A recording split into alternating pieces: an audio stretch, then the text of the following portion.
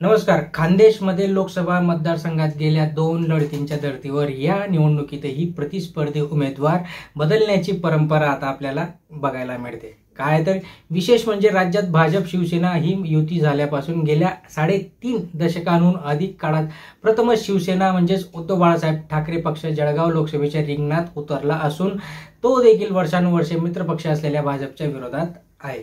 बघा तर महाराष्ट्रात वैचारिक बांधिलकी आणि हिंदुत्वावर मुद्द्यावर 1985 नंतर शिवसेना भाजप युती झाली होती. तत्कालीन भाजप नेते प्रमोद महाजन यांना युतीचे शिल्पकार मानले जाते. राज्यात युती झाल्यानंतर या दोन्ही पक्षांना प्रस्थापित काँग्रेसच्या विरोधात लढा संघर्ष प्रभावीपणे करता आला. राजकीय पक्ष म्हणून दोघांना निवडणुका जिंकण्यातही सवय लागली होती आणि त्याच्यानंतर काही असं घडलं की ते सगळ्यांना आपल्याला माहिती आहे. युती झाल्यानंतर सुमारे 10 वर्षांनी या शिवसेना पक्षाला राज्यात सत्तेचा सोपान गाठता आला.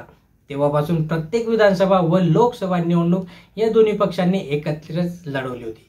अगदी 2014 पर्यंत अर्थात 2014 मध्येही दोघी पक्षांनी एकत्रच निवडणूक लढवली होती. बट त्यानंतर 6 महिन्यांनी झालेल्या विधानसभेला युती तुटली व दोन्ही पक्ष 30 वर्षात प्रथमच स्वतंत्रपणे लढले.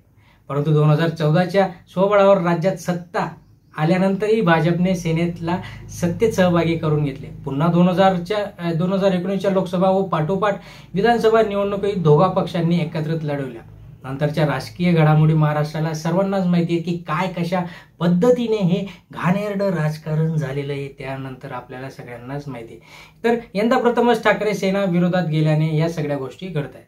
गेल्या 5 वर्षात राज्याच्या राजकारणात सर्वच समीकरणे बदलली. जळगाव लोकसभा मतदारसंघात अनेक वर्षापासून भाजपचा बालेकिल्ला आहे असे असले तरी या विधानसभा मतदारसंघातील शिवसेनेचे वर्चस्व आहे.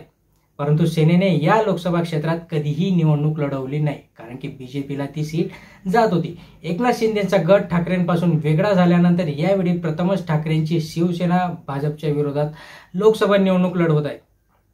त्यासाठी उद्धव बाळासाहेब ठाकरेने भाजपमधूनच आपलेल्या करण पवारांना मैदानात उतरवलं आहे. तर उमेदवार बदलाची परंपरा कशी आहे ते पण आपण जाणून घेऊया की जळगाव मतदारसंघामध्ये 2014 पासून यावेळी सलग 3ऱ्यांदा प्रतिस्पर्धी उमेदवार बदलले आहेत. 2009ला खासदार झालेल्या भाजपच्या A.T. पाटलांनी त्यावेळी राष्ट्रवादी काँग्रेसच्या ॲडव्होकेट वसंतराव मोरेंचा 95,000च्या मताधिक्याने पराभव केला होता. 2014ला भाजपने पुन्हा A.T. पाटलांची उमेदवारी दिली. राष्ट्रवादीने उमेदवार बदलून डॉक्टर सतीश पाटलांना उभे केले. तेव्हा मोदी लाटेत A.T. नानांनी डॉक्टर पाटीलांचा तब्बल 5.5 लाखांच्या मताधिक्याने पराभव केला.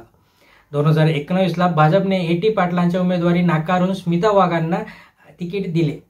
मात्र ऐनवेळी वाघांचे तिकीट रद्द करून चाळीसगावचे तत्कालीन आमदार उन्मेष पाटील यांना उमेदवारी दिली. राष्ट्रवादीने डॉक्टर सतीश पाटलांची ऐवजी गुलाबराव देवकरांना रिंगणात उतरवलं होतं. तेव्हाही भाजपने उमेदवार उन्मेष पाटील देवकरांना 4.5 लाखांच्या मताधिक्याने पराभूत केलं होतं. पण ही बदलाची यंदा हॅट्रिकच होणार आहे का काय? कंटिन्यू याच गोष्टी घडतात. तर 2024च्या निवडणुकीची चर्चा गेल्या काही महिन्यांपासून सुरू होती. राज्यातील समीकरणे बदलल्याने या मतदारसंघांमध्ये दोन्ही गटांकडून प्रतिस्पर्धी उमेदवार कोण असतील याबद्दलही उत्सुकता होती. भाजपने विद्यमान खासदार उन्मेष पाटलांना उमेदवारी नाकारत स्मिता वाघ यांना मैदानात उतरवले. पण ते पण ऐनवेळी चेंज होतं की काय?